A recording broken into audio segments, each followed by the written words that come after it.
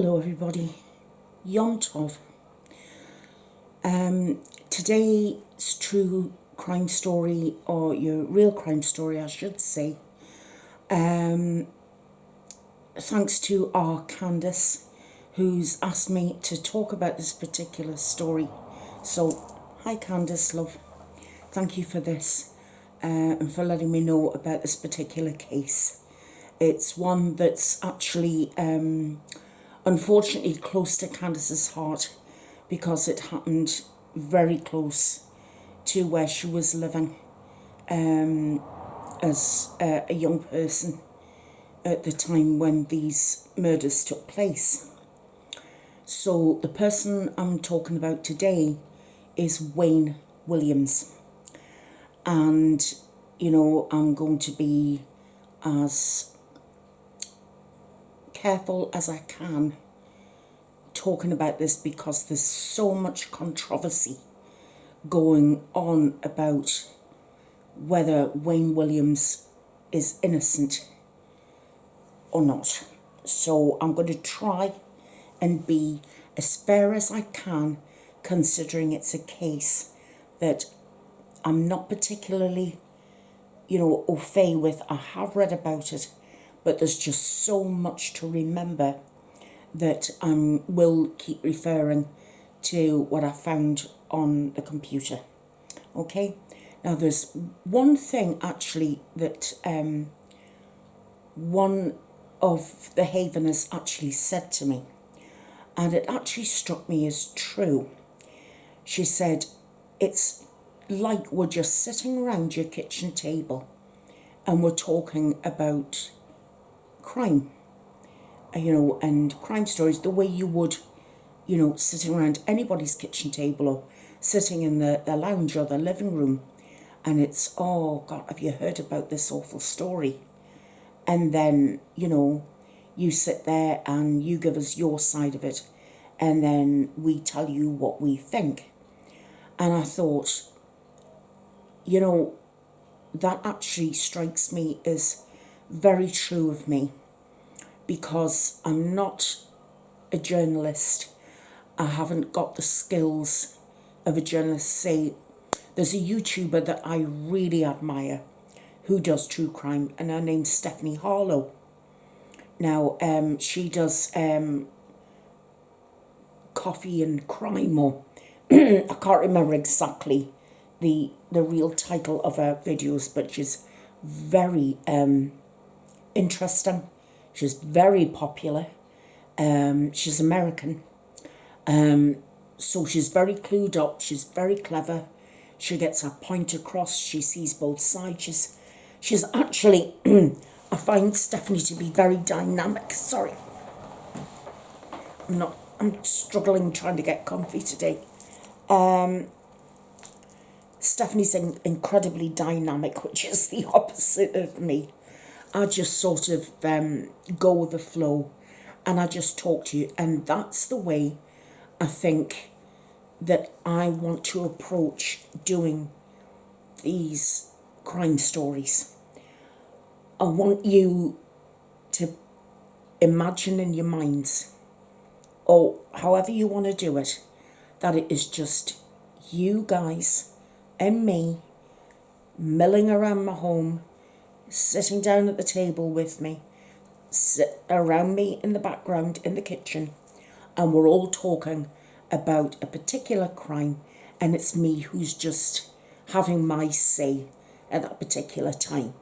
So if you can put up with me using the approach of, right, we're going to sit, I've got my drink, I've got my cigarette if I want one, not going to at the moment, but, I'm just going to sit round and I'm going to sort of address you guys. So obviously the first one I'm going to address is Candice, because she's the one who brought Wayne to my attention.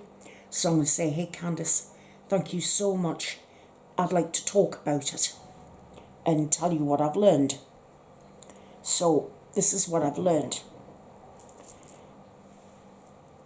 In the summer of 1979, there were bodies turning up of African American children and at least 2 African American adults. I think the majority of the people that were found were African American children. There were, I think, 2 little girls. I mean, everybody involved, not necessarily the police, but the suspect, Wayne Williams, is African American. I guess the victims are all African American. I don't know what the ratio is of any African American police or detectives involved in the story. I do know that there is mention of a guy called Charles T. Sanders, who was a member of the KKK. I'm not going to say the words out in full because I find them so distasteful. I think white supremacists, my personal opinion, and a lot of what I will say is going to be my own personal opinion. I'm keeping an eye on the time here. But my personal opinion is that white supremacists deserve a category all on their own, and a special place in hell should be reserved for white supremacists. I do know of some who have turned their lives around, who have realised the error of their ways, and that they've realised that the way they previously thought and responded, reacted to African Americans was horrific, odious, just the most horrible ways that the KKK treated African Americans. I mean, they also have a particular hatred of Jews. That's not often talked about. But white supremacists do not, they have no love for African Americans, and they certainly do not have any love for the Jews. And I'm going to give you one current example of that, and it's a guy called Richard Spencer. He's an American. He believes that the best way for America is to be completely African American free, and also free of any Jewish people. So he wants a completely white America. I'm not just talking about African Americans here. I'm talking about anyone who doesn't, I would say, fit the WASP image. You know, white, preferably privileged as far as he's concerned. But in his mind, America should be completely white. Sorry, my laptop keeps popping off. So he's a prime example of a white supremacist. Now, I now want to get into the story of what happened. So what I've learned so far is in the summer of 1979, there were, and I am actually reading between talking to you, I'm getting my information from the internet, because believe you me, there are so many names, I couldn't remember them all. So please forgive me for that. But like I said, we're sitting around the kitchen table and we're just having a chat about this. It's all very informal while we still register our horror and disgust. And I think that although I'm going to relate this story to you, I can give you my opinion as to whether I think Wayne Williams is guilty or not, But the most important thing that we must never forget are the victims. And they need justice. That's the most important thing. The victims should never be forgotten. And that to me is of paramount importance.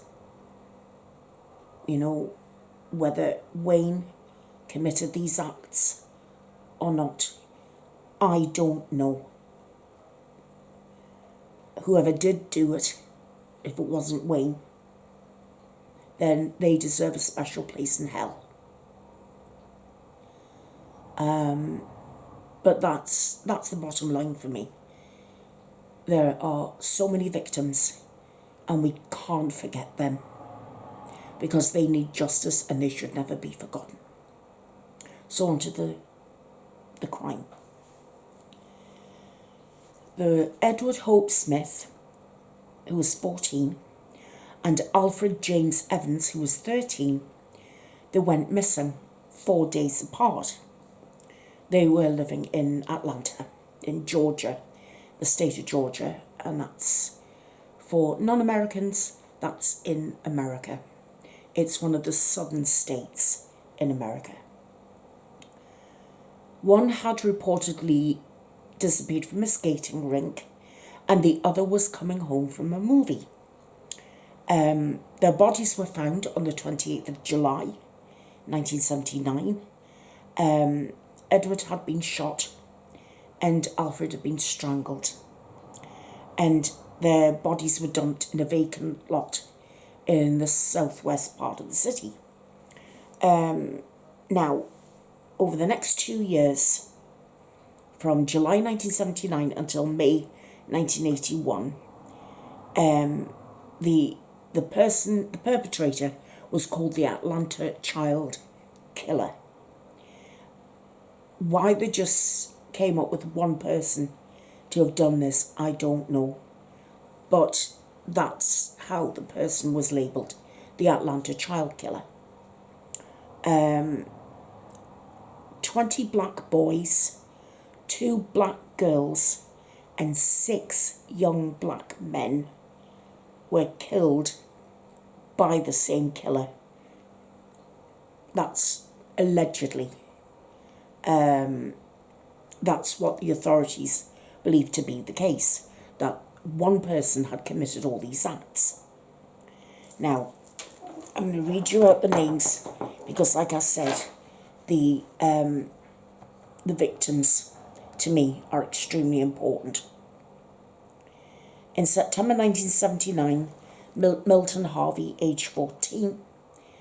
October 1979, Yusuf Ali Bell, age 9. In March 1980, a little girl called Angel Lanier, age 12, and Jeffrey Mathis, age 10. In May 1980, it was Eric Middlebrooks, age 14. In June 1980, it was Christopher Richardson, age 12. Another little girl called LaTonya Wilson, age 7. And Aaron D. Witch, age 10. I think it's either Witch or Wyche. It's W-Y-C-H-E. So if someone could tell me if it's Itch or Wyche, I'm not sure which. And I apologise if I've got it wrong. July 1980, Anthony Bernard Carter, age 9. And Earl Lee Terrell, age 10. In August 1980 was Clifford Jones, age 13. September 1980, August 1980 was Clifford Jones, age 13. September 1980 was Darren Glass, age 11, but he was never found. October 1980 was Charles Stevens, age 12. November 1980 was Aaron Jackson, age 9. January 1981 was Luby Gator, age 14, and Terry Pugh, age 15. February 1981, Patrick Baltazar, age 12, and Curtis Walker, age 13. March 1981, Joseph Jojo Bell, he's aged 15. Timothy Hill, aged 13. And Eddie Duncan, aged 20. And Larry Rogers, also aged 20.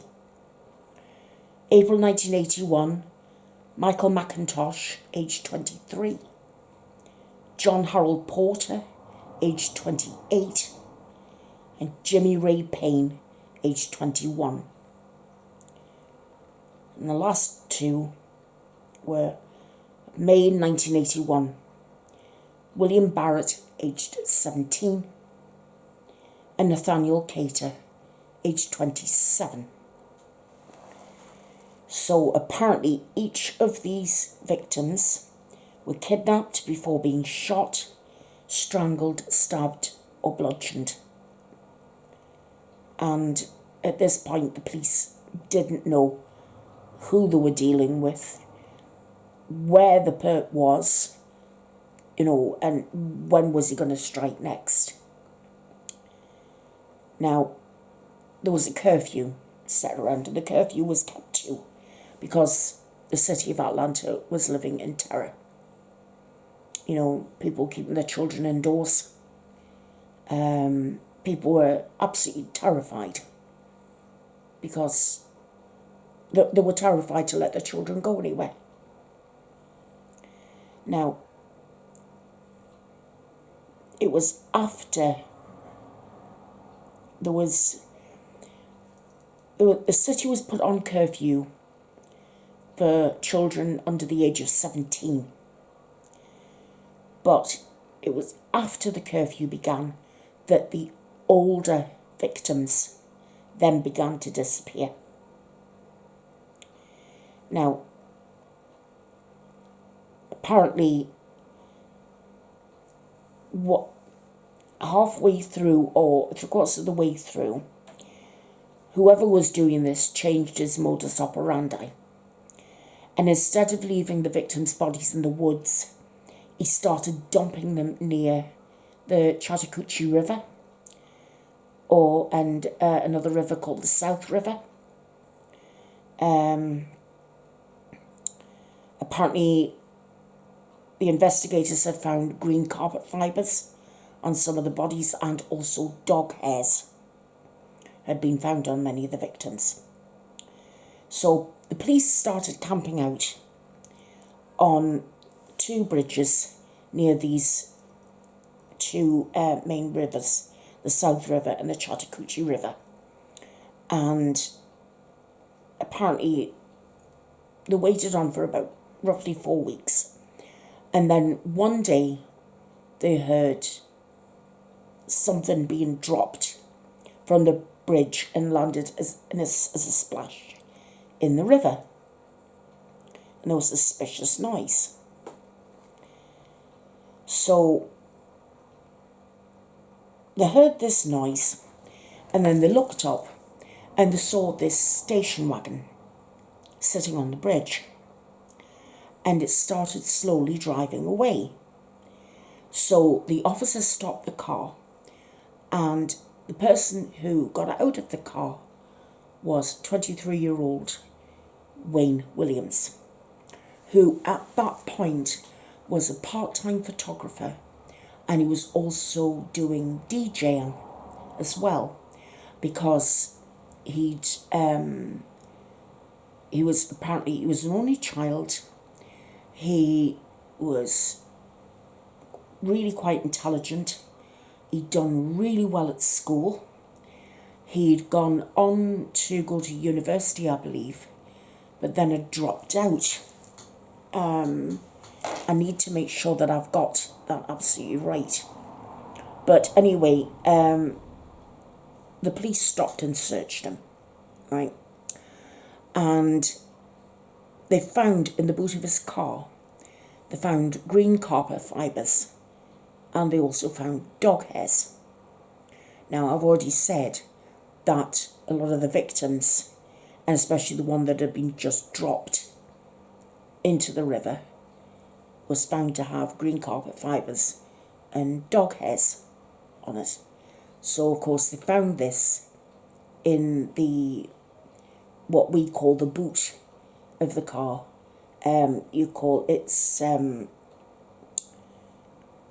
It's the where you open up the rear door of the station wagon. Well, that's where on the carpet there they found these green carpet fibres, and they found these dog hairs. So they conducted a search of the car. They said there was, at that point they found nothing suspicious. I'm sorry, I misled you. They found nothing suspicious and they let him go. But then they found the body of Nathaniel Cater, who was, by going through all the names, he was the last victim to be found.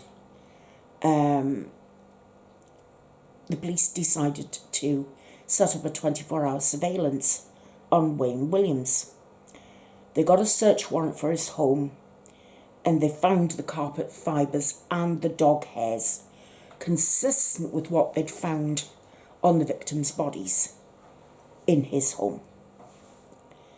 So in June of 1981, they arrested Wayne. He was charged with the murders of Nathaniel Cater and Jimmy Ray Payne, and his trial began in January of 1982.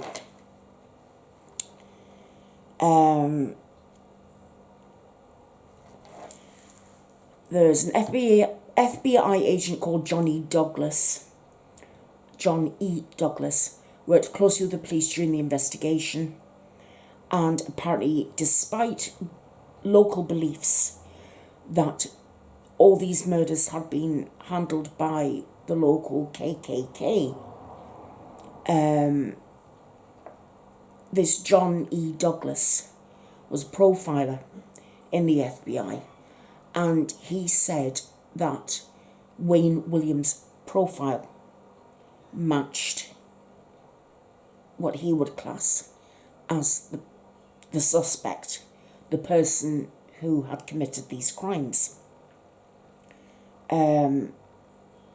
He also said that, and this is what I find absolutely incredulous, he also said that it couldn't have been a white man who'd done it, because they would have been more obvious in black communities, and because serial killers tend to kill within their own race, it had to be a black man. Can I just say at this juncture that, I don't agree with that. I may be very, very wrong, and I'm probably casting too much of my own opinions here. But I think just to say that white people only kill white people and black people only kill black people. People kill people. That's the thing here. People kill people. And they use instruments that kill people. They use knives, they use guns, they use bombs, they use ropes and wire and just, anything. And those weapons kill people.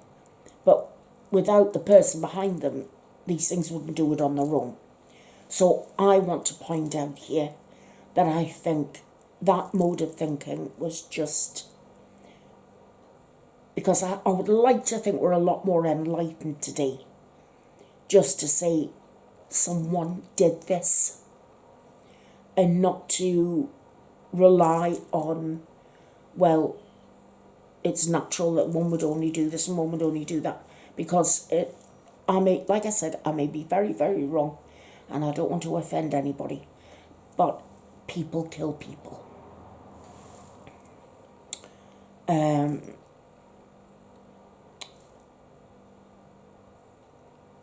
Right, so Wayne was charged with the murders, and John helped the prosecutors form a strategy for questioning him. They said it would be wise to keep him on the stand for as long as possible and to get him so riled up by focusing on his failures in his life. So these tactics worked, unfortunately. Wayne became very hostile during questioning, and on February the 27th, 1982, after 11 hours of deliberation, the jury found him guilty. The jury was made up of 8 African Americans and 4 white Caucasians. And I think that's important. You know, considering as well that so many children have died. So I can't help doing this, but feel emotional.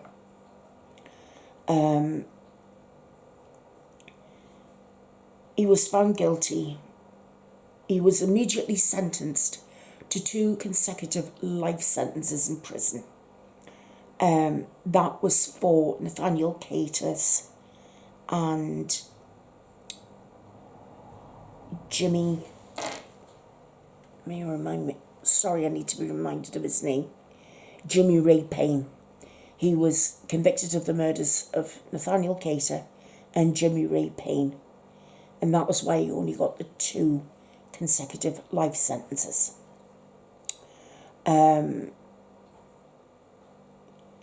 So he got that, and with that, the police just dumped all but 6 of the Atlanta child murders onto Wayne.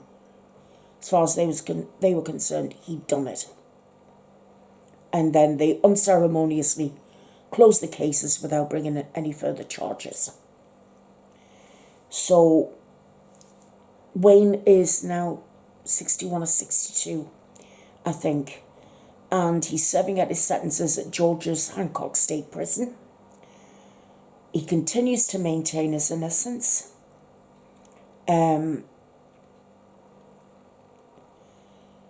March of 2019, the new mayor of Atlanta, Keisha Lance Bottoms, who was a child herself during the murder spree when it was happening, had the local police department reopen the cases. Mayor Bottoms and Atlanta Police Chief Erica Shields maintain that the purpose of reopening the investigations and retesting the evidence is not to vindicate Wayne, but instead to bring justice and peace to the families of the victims.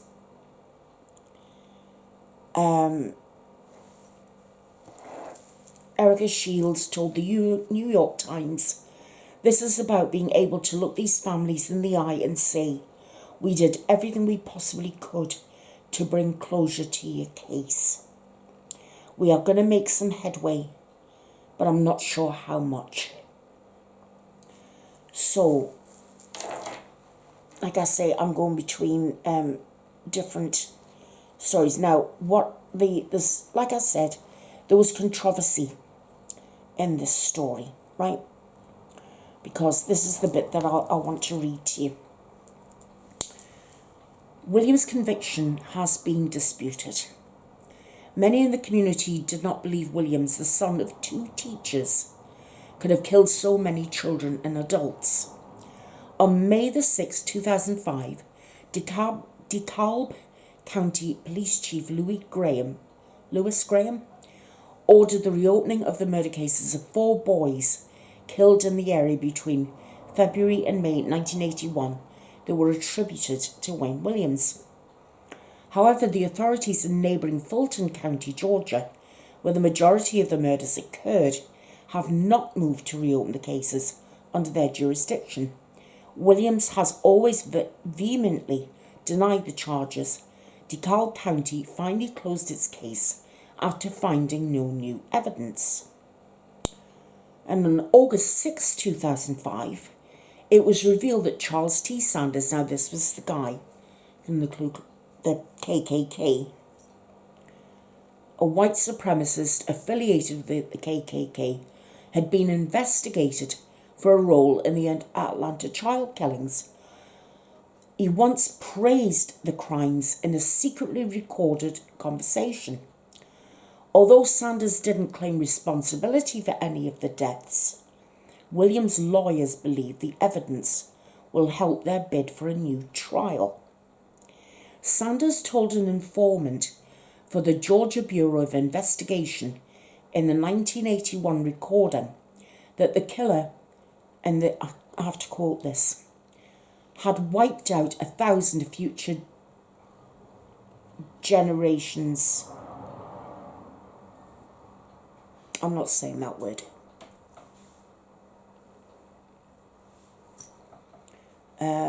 It's extremely offensive.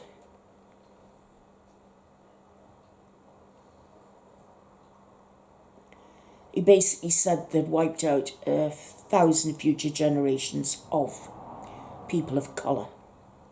But he didn't use the term people of colour. It was the hard R N word, which is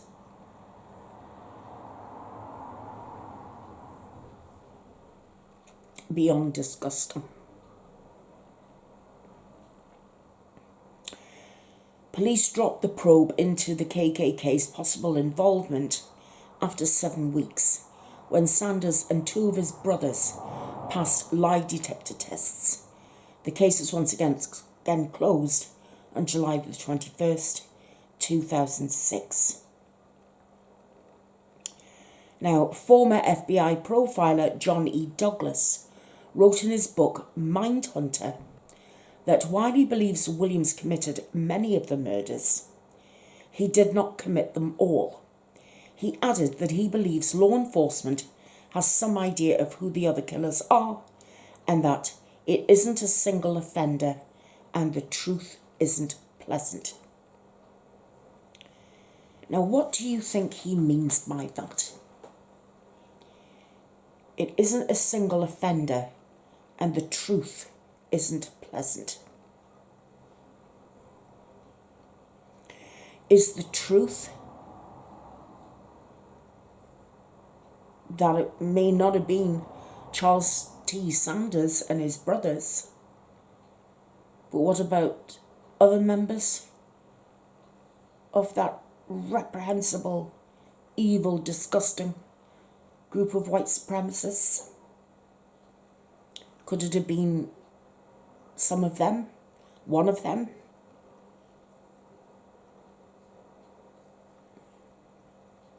Will we ever find out? Will there ever be a retrial for Wayne Williams? Will he ever be granted parole? Because I haven't seen anywhere that there's been any word of a parole for him.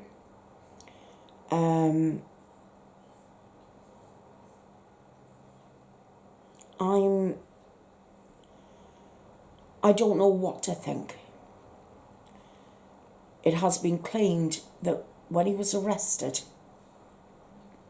there were no further murders. It just stopped. And I don't know what to think about the evidence of the green carpet fibres and the dog hairs.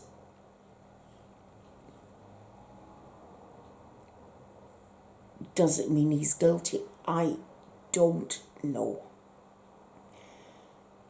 Maybe he committed some of them. Maybe it's highly likely he didn't commit all of them. I think somebody knows the truth somewhere and they aren't talking.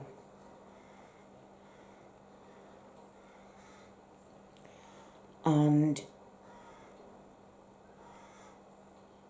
he constantly maintains his innocence, that he hasn't done anything wrong. So if he is truly innocent, then someone is allowing an innocent man to spend the best years of his life behind bars. Now, I can only give my opinion. I'm just not sure. I cannot sit in front of you all and say, I believe he's guilty. I've got very mixed feelings. But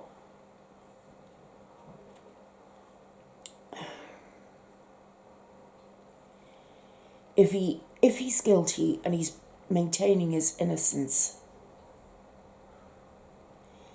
and his story never changes, but no, people refuse to listen to him, if he ever does get out of prison, then it's between him and God. You know, it's on his soul. And he has to answer to someone bigger than him. Or, well, whether you believe in God or not, whether you believe there's a higher power, whether you believe in karma, you know, the truth will come out. At least I hope it will. But my main thoughts and feelings are for the families of the victims. I mean, it's been nearly 40 years. And my heart just goes out to all the victims and to all of their families who were left grieving. And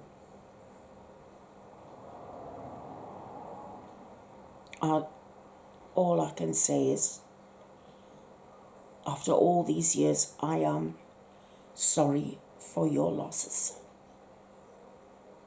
I cannot begin to imagine how you must have felt and are still feeling. If he is guilty, then may God forgive him.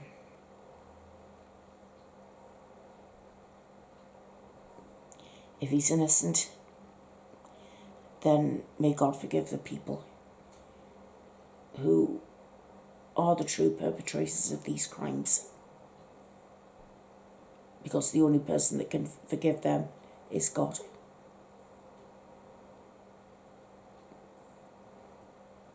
And I don't think really there's anything else I can add to all of this.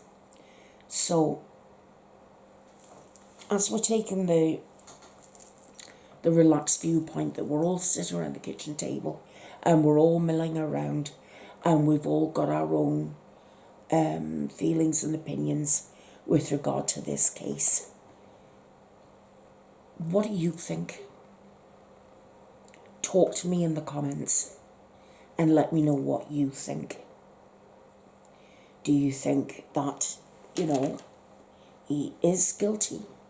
Do you think he's innocent? Do you think it's someone else? Do you think it's the KKK?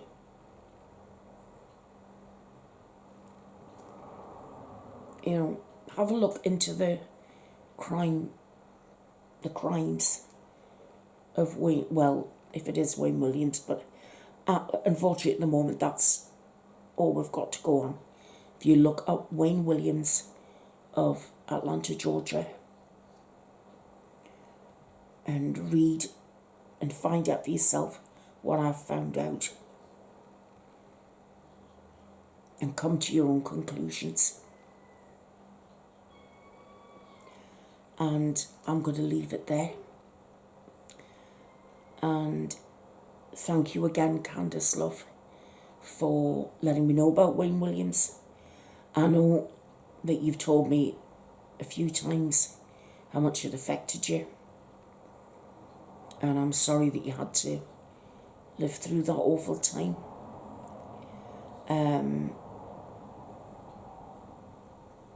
So, like I said, thank you for letting me know about him, because I actually hadn't heard of him before.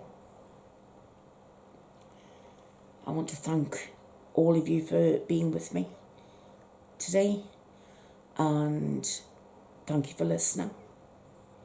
And like I said, please let me know what's your opinion. You know, don't look at them as necessarily comment section. It's just, you're talking to me. We're just chatting. So look at it that way. I've chatted to you, it's your turn to chat to me. Can't force you, but it would be nice to hear what you've got to say. So, do you know what it is? It's only very early evening, and all of a sudden it's clouded over. We had rain on and off today.